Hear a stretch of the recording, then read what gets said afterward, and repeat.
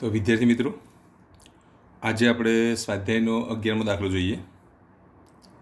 તો ઊન સાથે ઘસેલા એક પોલિથીનના ટુકડા પર 3 × 10⁻⁷ કુલમ ઋણ વિદ્યુતભાર છે. તો એના પહેલા પ્રશ્નનો જવાબ આપવાનો છે. સ્થાનાંતરિત થયેલા ઇલેક્ટ્રોનની સંખ્યા શોધો. એટલે કેટલા ઇલેક્ટ્રોન ખસ્યા છે એ શોધવાનું છે. તેઓ શાના પરથી શાના પર સ્થાનાંતરિત થયા છે તે શોધો. તો ક્યાંથી ક્યાં સ્થાનાંતરિત થયા છે તે શોધવાનું છે. ઊનથી પોલિથીન તરફ દળનું સ્થાનાંતર થયેલું છે, તો કેટલું સ્થાનાંતર થયેલું છે તે શોધવાનું છે. તો દળનું સ્થાનાંતર શોધવાનું છે તથા ઇલેક્ટ્રોનની સંખ્યા શોધવાની છે. તો આ દાખલો આપણે વ્યવસ્થિત રીતે સમજી લઈએ. હવે અહીંયા ધ્યાન આપો. તો ઊન સાથે પોલિથીનને ઘસવાથી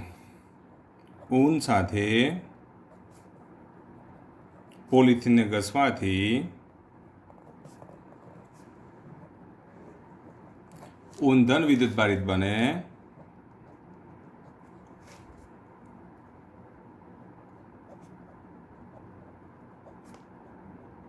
અને પોલિથીન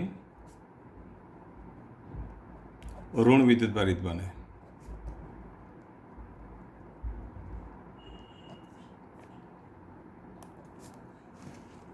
એટલે કે ઊનમાંથી ઇલેક્ટ્રોન ક્યાં જવાના? પોલિથીન ઉપર જવાના. ઊનમાંથી ઇલેક્ટ્રોન જો પોલિથીન તરફ જતા હોય તો અહીંયા પોલિથીન ઉપરનો વિદ્યુતભાર કેટલો છે? તો કેટલો ઋણ વિદ્યુતભાર છે? તો પોલિથીન ઉપરનો વિદ્યુતભાર 3 × 10⁻⁷ કુલમ જેટલો વિદ્યુતભાર છે. હવે પોલિથીન ઉપરનો વિદ્યુતભાર 3 × 10⁻⁷ કુલમ છે. તો હવે તેમાં રહેલા ઇલેક્ટ્રોનની સંખ્યા એટલે n શોધવાનો છે. તો વિદ્યુતભારના ક્વોન્ટમીકરણના સિદ્ધાંતનો ઉપયોગ કરીએ તો હવે આપણે શું લખીશું? Q બરાબર Ne, જ્યાં n પૂર્ણાંક છે. તો n બરાબર શું લખીશું? Q upon E. Qની કિંમત મૂકી દો 3 × 10⁻⁷. અહીં Eની કિંમત 1.6 × 10⁻19. હવે યાદ રાખો, જો ઋણ વિદ્યુતભારની નિશાની તમે માઇનસ લો ને તો અહીંયા ઇલેક્ટ્રોનના વિદ્યુતભારની નિશાની પણ માઇનસ લઈને માઇનસ પ્લસ થઈ જાય. એટલે સંખ્યા તો ધન જ મળવી જોઈએ, આટલું યાદ રાખવાનું. હવે આનું સાદુરૂપ આપો. 3/1.6 કરો. 3/1.6 કરો તો 1.875. આના ઉપર લઈ જઈએ તો 19માંથી 7 જાય તો કેટલા રહે? તો 19માંથી 7 જાય તો 12. તો અહીંયા 10⁻12. તો આટલા ઇલેક્ટ્રોન ટ્રાન્સફર કરવા પડે. ઊનમાંથી પોલિથીનમાં આટલા ઇલેક્ટ્રોન જાય છે. હવે ઊનમાંથી પોલિથીનમાં જો આટલા ઇલેક્ટ્રોન જતા હોય તો હવે આપણે દળ કેટલું ટ્રાન્સફર થાય છે શોધી કાઢીએ. હવે એક ઇલેક્ટ્રોનનું દળ તમને ખબર છે કે એક ઇલેક્ટ્રોનનું દળ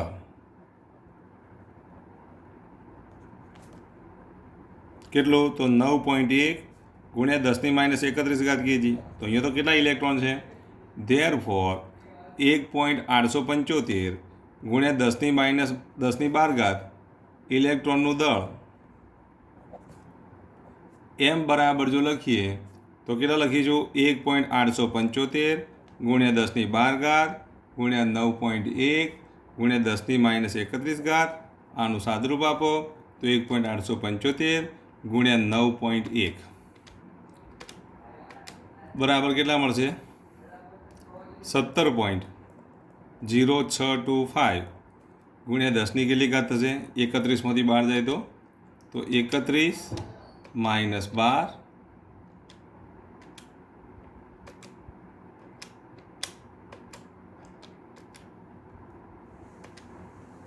તો 10⁻18 kg.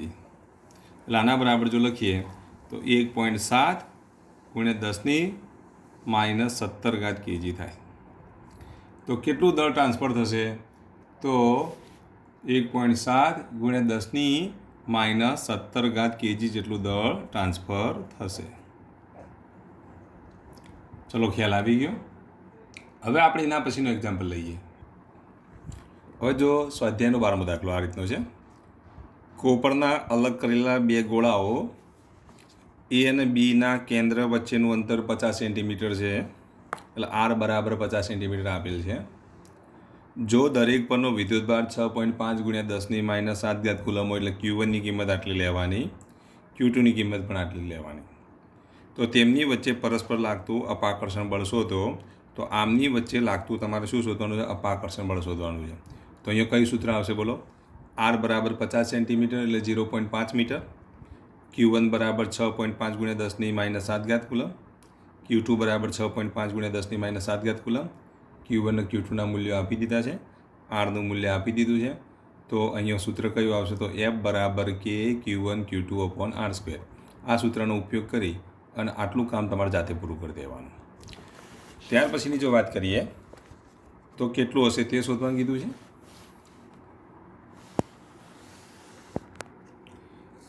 અને એ અને બી વચ્ચે અંતર સરખામણીની ત્રિજ્યા અવગણવાની છે. એટલે તમે આ બિંદુવત ગોળાઓ કહી શકો, એની આ શરત આપી છે. એટલે આપણે તો સૂત્ર કયું વાપરવાનું? કે Q1 Q2 અપોન R². હવે એનો બી પ્રશ્ન છે, જો આ દરેક ગોળા પરનો વિદ્યુતભાર બમણો કરવામાં આવે, વિદ્યુતભાર બમણો કરવામાં આવે તો 2 વડે ગુણી કાઢો. આગળ Q1નો જે વિદ્યુતભાર હોય એને 2 વડે ગુણી કાઢો. અને તેમની વચ્ચેનું અંતર અડધું કરવામાં આવે. અંતર અડધું કરવામાં આવે તો જે અંતર આપેલું 50 સેન્ટીમીટર આપેલું હોય તેનાથી અડધું કરી દો. એટલે કેટલું કરી દઈશું? તો 50ની જગ્યાએ 25 સેન્ટીમીટર કરી દો. અને ફરી પાછું લાગતું બળ શોધો તો વિદ્યુતભાર બમણો કરી દેવાનો. તો વિદ્યુતભાર કેટલો આપે? તો 6.5 ગુણ્યા 10⁻7 કુલમ. એને 2 વડે ગુણો એટલે 6.5 ગુણ્યા 2 એટલે 13 ગુણ્યા 10⁻7 કુલમ થાય. તો 13 ગુણ્યા 10⁻7 કુલમ Q1. Q2ની કિંમત પણ 13 ગુણ્યા 10⁻7 કુલમ. અને તેમની વચ્ચેનું અંતર જે અડધું કરવામાં આવે તો અડધું અંતર કરો એટલે 50 સેન્ટીમીટરના અડધા કેટલા થાય? 25 સેન્ટીમીટર થાય. એ કિંમતો મૂકો અને પછી તેનું શું કરો? ફરીથી પાછું આ સૂત્ર વાપરો. કયું? તો F બરાબર K Q1 Q2 upon R². એ સૂત્રનો ઉપયોગ કરો એટલે તમને શું મળશે? લાગતું અપાકર્ષણ બળ મળે. હવે જો અહીંયા ધ્યાન આપો, સ્વાધ્યાયનો જે 13મો દાખલો છે, ધારો કે સ્વાધ્યાયના 12મા દાખલામાં 2 ગોળા એકબીજા સમાન માપના છે. બંને ગોળાઓ કેવા છે? સમાન માપના છે. ત્રીજો તેના જેવો જ પણ વિદ્યુતભાર રહિત ગોળો છે.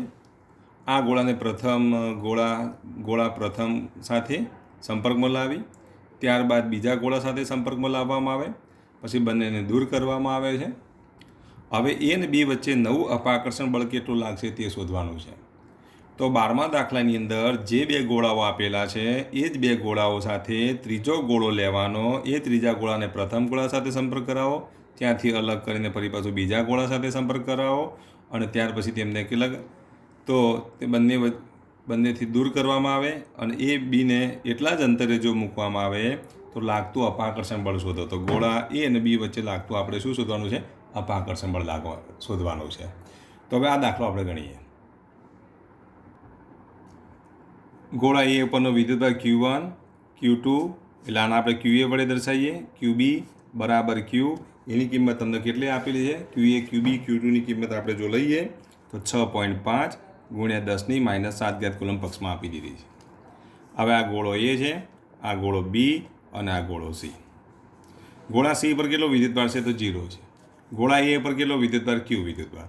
ગોળા B પર કેટલો વિદ્યુતભાર? તો Q વિદ્યુતભાર છે. એને C સાથે સંપર્કમાં લાવો. તો એનો C સાથે સંપર્ક કરાવીએ તો આ બેનો સંપર્ક કરાવીએ આપણે. તો બંને પર સરખો વિદ્યુતભાર વિભાજિત થાય કે નહીં? તો અહીંયા Q/2, અહીંયા Q/2 અને અહીંયા Q. ત્યાર પછી બીનો અને Cનો સંપર્ક કરાવો. એનો કરાવ નથી તો એનો તો એટલો જ રહેશે. પણ બીનો અને Cનો જો સંપર્ક કરાવીએ તો કેટલો થાય બોલો? Q વત્તા Q/2. સરવાળો કરો તો 2 અને 1 3 એટલે 3Q/2 થાય. અને 3Q/2ના 2 સરખા ભાગ પાડો તો અહીંયા કેટલા થાય? 3Q/4.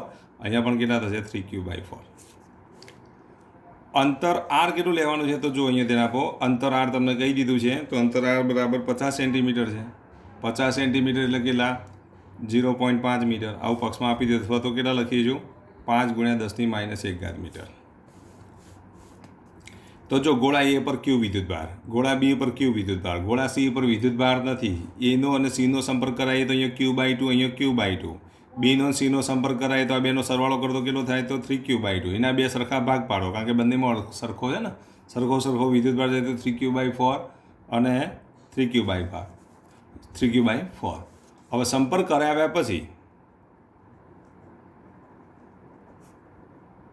ગોળા A પરનો વિદ્યુતભાર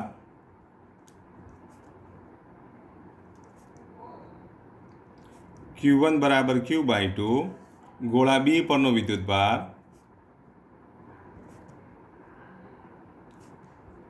Q Q2 બરાબર કેટલા? તો 3Q/4.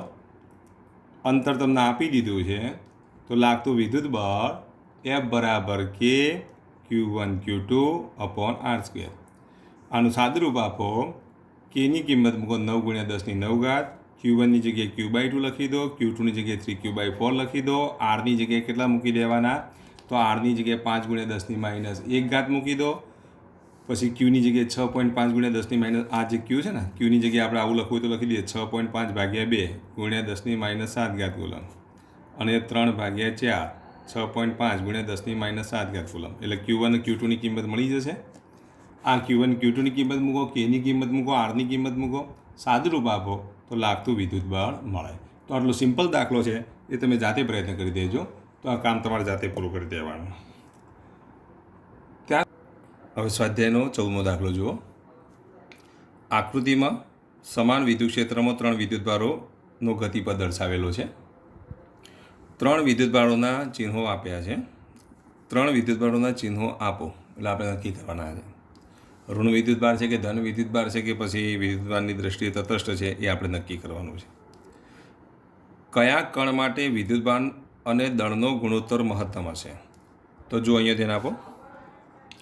આટલું યાદ રાખવાનું. ઋણ વિદ્યુતભાર ધન વિદ્યુતભાર તરફ આકર્ષાય અને ધન વિદ્યુતભાર ઋણ વિદ્યુતભાર તરફ આકર્ષાય. તો જો આ સીધા માર્ગે અંદર દાખલ થાય છે ને, વિદ્યુત ક્ષેત્રમાં દાખલ થાય છે. અહીંયા ધન અને ઋણ વચ્ચે આમ વિદ્યુત ક્ષેત્ર છે. હવે આ રીતે જો વિદ્યુત ક્ષેત્ર આપેલું તો મોઢે લગતે આવડવું જોઈએ કે કણ 1 માટે તો કણ 1નું વિચલન કઈ બાજુ થાય છે? તો ધન વિદ્યુતભાર તરફ થાય છે. આ રીતે હું જે બોલું તમારે પછી શબ્દોમાં લખી દેવાનું. કણ 1નું વિચલન આકૃતિમાં દર્શાવ્યા મુજબ કણ 1નું વિચલન 1 તરફ થાય છે, ધન વિદ્યુતભાર તરફ થાય છે.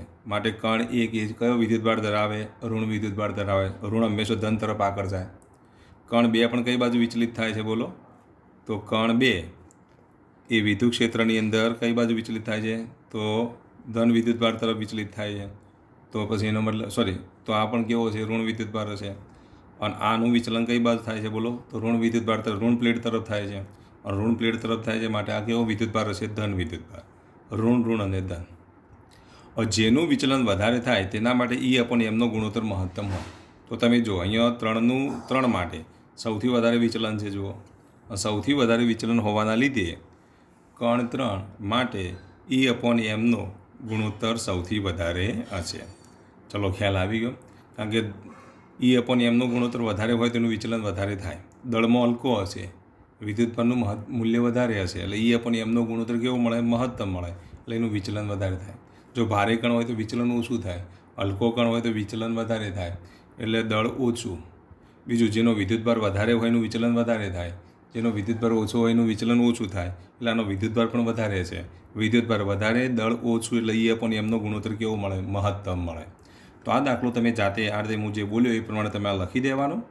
કણ 1 ધન વિદ્યુતભારિત, કણ 2 ધન વિદ્યુતભારિત, અને કણ 1 ઋણ વિદ્યુતભારિત, કણ 2 ઋણ વિદ્યુતભારિત, અને કણ 3 એ શું થશે? ધન વિદ્યુતભારિત થાય. તો આટલું તમારે યાદ રાખવાનું. હવે જો સ્વાધ્યાયનો 15મો દાખલો જોઈએ.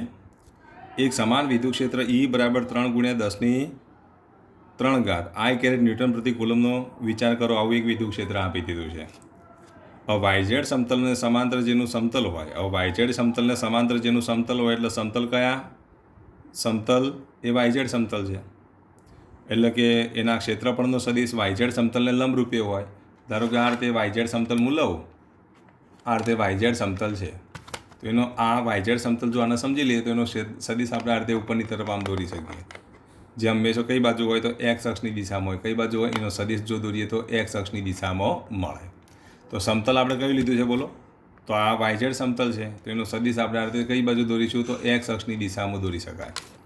તો જો અહીંયા ધ્યાન આપો. સમતલ YZ હોય તો સમતલનો સદિશ X અક્ષની દિશામાં હોય. સમતલનો સદિશ X અક્ષની દિશામાં, આટલું યાદ રાખવાનું. સમતલનો સદિશ X અક્ષની દિશામાં હોય, કારણ કે સમતલ YZ હોય તો એને લંબ સદિશ દોરી શકાય. સમતલનો સદિશ X અક્ષની દિશામાં છે અને વિદ્યુત ક્ષેત્ર પણ X અક્ષની દિશામાં હોય. તો તેવા 10 સેન્ટીમીટર બાજુવાળા ચોરસમાં ક્ષેત્રફળ સાથે સંકળાયેલ ફ્લક્સ શોધો. તો ફાઈનું સૂત્ર તમને ખબર છે. ફાઈ બરાબર શું લખીશું? E cos θ. આ સૂત્રનો ઉપયોગ કરો. ક્ષેત્રફળના સદિશનો વિદ્યુત ક્ષેત્રની દિશા સમાન છે એવું પક્ષમાં કહી દીધું છે. એટલે થીટાની કિંમત કેટલી થશે બોલો? થીટાની કિંમત 0 થાય. એની કિંમત જો 10 સેન્ટીમીટર સ્ક્વેર છે, 10 સેન્ટીમીટર સ્ક્વેર હોય તો પછી એની કિંમત શું થશે? ચોરસ કીધું છે. ચોરસનું ક્ષેત્રફળ કેટલું? તો એ બરાબર એલ સ્ક્વેર. એલની કિંમત 10 સેન્ટીમીટર 10⁻1 મીટર થાય કે એનો વર્ગ કરો તો ક્ષેત્રફળ કેટલું? 10⁻2 મીટર સ્ક્વેર થાય. ક્ષેત્રફળ આટલું આપી દીધું છે. ત્યાર પછી એની કિંમત આપી દીધી. એની કિંમત કેટલી આપી? 3×10⁻³ આપી દીધી છે. ચલો એની કિંમત આપી દીધી, ક્ષેત્રફળ આપી દીધું, થીટાની કિંમત આપી દીધી. થીટાની કિંમત 0, તો ફ્લક્સનું સૂત્ર કયું આવશે? એ કોસ થીટાવાળું સૂત્ર વાપરો. તો એના પરથી તમને એ ચોરસ સાથે સંકળાયેલું ફ્લક્સ મળે. તો આવો દાખલો પણ તમારે જાતે પ્રયત્ન કરવાનો રહેશે. હવે શું કીધું છે? જો આ જ ચોરસના સમતલને દોરેલ લંબ એક્સ અક્ષ સાથે 60 અંશનો ખૂણો બનાવવામાં આવે, જો એક્સ અક્ષ સાથે 60 અંશના ખૂણે જો વાળવામાં આવે તો પછી ક્ષેત્રફળનો સદિશ આ રીતે દોરીએ. આ ક્ષેત્રફળનો સદિશ અને આ ખૂણો કેટલો બનશે? 60 અંશ. તો પછી ક્ષેત્રફળનો સદિશ જો 60 અંશનો ખૂણો બનાવે તો એ વખતે સૂત્રમાં તમારે થીટાની જગ્યાએ કેટલા મૂકી દેવાના? 60 મૂકી દેવાના. અને થીટાની જગ્યાએ તમે 60 મૂકી દો તો પછી ફ્લક્સ ફાઈ બરાબર એ કોસ 60 વાળું સૂત્ર વાપરી દેવાનું. કોસ 60ની કિંમત કેટલી? 1/2. એની કિંમત તો આપી દીધી. એની કિંમત આટલી મૂકી દેવાની, એની કિંમત તમારે આ મૂકી દેવાની. એટલે સીધું આપણને શું મળી જશે બોલો? ફ્લક્સ મળે. અહીંયા એની કિંમત યાદ રાખજો. એનું મૂલ્ય આ સદિશ સ્વરૂપ છે એટલે એનું મૂલ્ય જો લઈએ તો મોડ ઓફ સદિશ એ બરાબર કેટલા થાય? 3×10⁻³ એ કિંમત અહીંયા મૂકી દેવાની. એ કિંમત અહીંયા મૂકી દો. એની કિંમત 10⁻2, કોસ થીટાની કિંમત પહેલા માટે 0, બીજા માટે 60 મૂકી દેવાના. ચલો આ દાખલો તમે જાતે પ્રયત્ન કરી શકશો. ત્યાર પછી એની વાત કરીએ, એના પછીનો 16મો દાખલો જોઈએ. 20 સેન્ટીમીટર બાજુવાળા એક ઘન કે જેની બાજુઓના એ આમ સમતલોને સમાંતર આવેલા છે, તો તેમાંથી આજે 15મો દાખલો જે છે દર્શાવેલ વિદ્યુત ક્ષેત્રનું ફ્લક્સ કેટલું હશે? જો 20 સેન્ટીમીટર બાજુવાળા એક ઘન કે જેની બાજુઓના એ આમ સમતલને સમાંતર હોય તો તેના સ્વાધ્યાય 1.15માં દર્શાવ્યા મુજબ વિદ્યુત ક્ષેત્રનું ફ્લક્સ કેટલું હશે? તો સમઘનની બાજુઓની જો વાત કરીએ તો કેટલું ફ્લક્સ હશે? હવે જો વિદ્યુત ક્ષેત્રનું મૂલ્ય આટલું જ લેવાનું છે તો વિદ્યુત ક્ષેત્ર કેટલું લેવાનું? ચલો આ દાખલો આપણે ગણીએ. જો એલ બરાબર 20 સેન્ટીમીટર આપે છે, 20 સેન્ટીમીટર 2×10⁻1 મીટર આ લંબાઈ આપી દીધી છે. વિદ્યુત ક્ષેત્રનું મૂલ્ય આપી દીધું છે. તો વિદ્યુત ક્ષેત્રનું મૂલ્ય કેટલું આપ્યું છે? 3×10⁻³ I કેરેટ.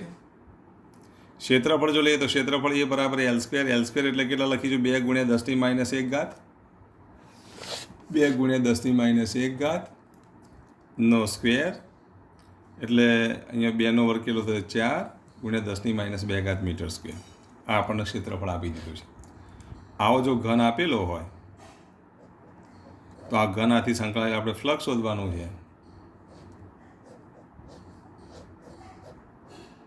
હવે તમે વિચારો, આ ઘન સાથે સંકળાયેલ જો ફ્લક્સ શોધીએ તો વિદ્યુત ક્ષેત્ર x અક્ષની દિશામાં છે. એની કુલ કેટલી સપાટી? તો આ એક સપાટી, આ બીજી સપાટી, આ ત્રીજી સપાટી, આ ચોથી સપાટી, આગળની સપાટી 5મી અને પાછળની સપાટી 6ઠ્ઠી. કુલ 6 સપાટીઓ હોય. સપાટી 2, પછી 4, 5 અને 6 આ જે સપાટીઓ જે છે તેની સાથે સંકળાયેલ ફ્લક્સ કેટલું થશે? કારણ કે એમાં જો વિદ્યુત ક્ષેત્રની દિશા અને ક્ષેત્રફળના સદિશની દિશાઓ પરસ્પર લંબ છે તો તેની સાથે થીટાની કિંમત 90 થાય. અને થીટાની કિંમત જો 90 થાય, આના માટે થીટાની કિંમત 90 થાય, આગળની સપાટી પાછળની સપાટી માટે પણ થીટાની કિંમત 90 થશે. તો તેની સાથે સંકળાયેલ ફ્લક્સ કેટલું થાય? 0 થાય. પરંતુ એક આ સપાટી માટે અને બીજી આ સપાટી સાથે સંકળાયેલ ફ્લક્સ આપણે શોધવું પડે. તો અહીંયા જે શેડ કરેલી જે સપાટીઓ જે છે તેની સાથે સંકળાયેલ ફ્લક્સ મળશે. બાકીની સપાટીઓ માટે ફ્લક્સ કેટલું થશે? 0 થશે. તો એક્સ અક્ષને દિશાને લંબ એવા પૃષ્ઠ સાથે સંકળાયેલ ફ્લક્સ એક્સ અક્ષને સમાંતર જે સમતલ હોય તેની સાથે સંકળાયેલ ફ્લક્સ શું થશે? 0 થશે.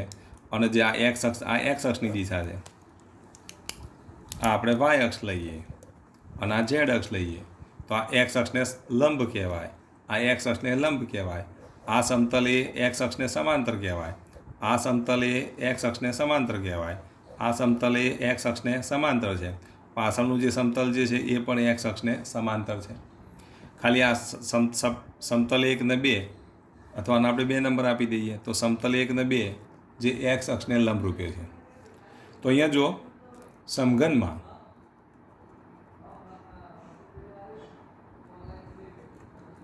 જે સમતલ એક્સ અક્ષને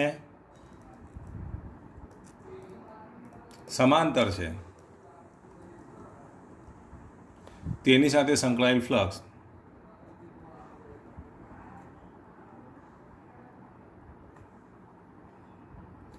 ફાઈ બરાબર EA cos 90 થશે. સમાંતર છે એટલે ક્ષેત્રફળનો સદિશ લંબરૂપીય હોય, અને ક્ષેત્રફળનો સદિશ લંબરૂપીય હોય તો EA cos 0 અને EA cos 90 એટલે 0, 0 એટલે 0 થઈ જશે. તો તેમની સાથે સંકળાયેલ ફ્લક્સ શૂન્ય થાય. પરંતુ સમઘનના જે સમતલ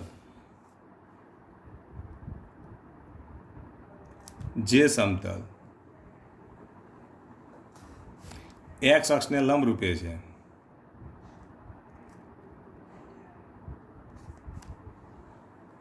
તેની સાથે સંકળાયેલ ફ્લક્સ લઈએ તો સપાટી 1 માટે ક્ષેત્રફળનો સદિશ આમ દોરાય, વિદ્યુત ક્ષેત્રનો સદિશ આમ દોરાય, બંને એકબીજાને શું છે પરસ્પર વિરુદ્ધ દિશામાં છે. થીટાની કિંમત કેટલી લેવાની? 180 અંશ. તો આ સપાટી 1 છે. ફ્લક્સ એને આપણે આના φ1 વડે દર્શાવીએ. આ 4 સપાટીઓ માટેના ફ્લક્સને φ1 વડે દર્શાવો, કારણ કે બધાનું 0, 0 જ આવવાનું છે. એને આપણે φ1 વડે દર્શાવી દઈએ. તો 4 સપાટીઓ માટેનું 0. અહીંયા સપાટી 1 માટે ફ્લક્સ φ બરાબર શું લખીશું? EA cos 180, EA cos 180 એટલે -1 બરાબર EA મળે. અને આપણે φ2 વડે દર્શાવીએ. સપાટી 2 માટે તો અહીંયા ક્ષેત્રફળનો સદિશનો વિદ્યુત ક્ષેત્રની સદિશની દિશા સમાન છે. તો સપાટી 2 માટે થીટાની કિંમત 0, તો ફ્લક્સ φ બરાબર EA cos 0, cos 0 ની કિંમત કેટલી? 1, તો આના બરાબર EA મળે. આ -EA મળે, cos 180 એટલે -1 એટલે -EA, અને આ +EA મળે. અને આપણે φ3 વડે દર્શાવીએ. તો કુલ ફ્લક્સ કેટલું મળે? તો કુલ ફ્લક્સ φ બરાબર φ1 વત્તા φ2 વત્તા φ3, આ બધાનો સરવાળો કરી દઈએ તો કુલ ફ્લક્સ 0 વત્તા EA minus EA is equal to 0 મળે. કુલ ફ્લક્સ કેટલું મળશે? 0 મળે. અહીંયા ધારો એમ કીધું કે આ સપાટી સાથે સંકળાયેલ ફ્લક્સ શોધવું હોય તો એની કિંમત આપી દીધી છે. આ એની કિંમત મૂકી દો, એની કિંમત આપણે શોધી કાઢી, એની કિંમત મૂકી દો, એટલે એની સાથે સંકળાયેલ ફ્લક્સ તમે શોધી શકો. એટલે આ ફ્લક્સ શોધવું હોય તો ખાલી માત્ર આ સપાટીનું ફ્લક્સ લીધું હોય તો એની કિંમત આટલી મૂકી દો, એની કિંમત આટલી મૂકી દો, એટલે આ સપાટી સાથેનું ફ્લક્સ મળે. તો φ2 તમે અલગથી શોધી શકો, φ3 અલગથી શોધી શકો, અને સરવાળો કરો તો પણ ચાલે. તો આમ સમઘન સાથે સંકળાયેલ કુલ ફ્લક્સ, તો સમઘન સાથે સંકળાયેલું કુલ ફ્લક્સ કેટલું થાય છે? તો 0 થાય છે. કેટલું થાય છે? 0 થાય છે.